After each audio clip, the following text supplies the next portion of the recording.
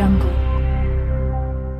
Victime d'une très lourde chute dans le final de la Classica San Sebastian et transporté à l'hôpital, Egan Bernal et Michael Landa souffrent de blessures sérieuses. Hormis la victoire de Julian Alaphilippe au sprint face à Bauke Mollema, l'image qui restera de l'édition 2018 de la Classica San Sebastian sera celle de l'énorme chute qui a eu lieu dans le peloton dans les 20 derniers kilomètres de l'épreuve. Un incident qui a mis à terre des coureurs de premier plan comme Pierre Latour mais surtout le Colombien Egan Bernal et l'Espagnol Michael Landa.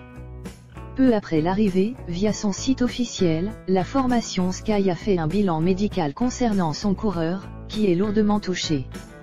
Il est réveillé et parle, assure la formation britannique dans un communiqué. Egan Bernal a subi un grave traumatisme facial. Il a fait l'objet d'une analyse de précaution afin d'évaluer les autres blessures qui ont révélé une fracture nasale et une lésion maxillaire.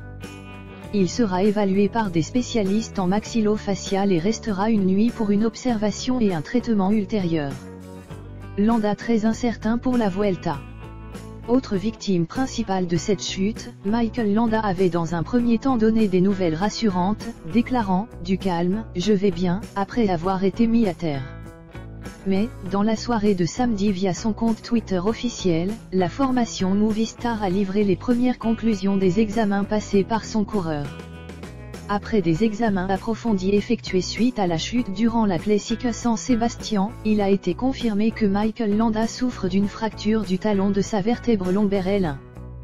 De nouveaux examens vont être pratiqués demain, dimanche, avant de pouvoir quitter l'hôpital. Assure la formation espagnole.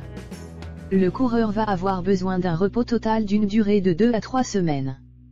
La Vuelta se profilant dans 20 jours, la participation du Basque semble très compromise.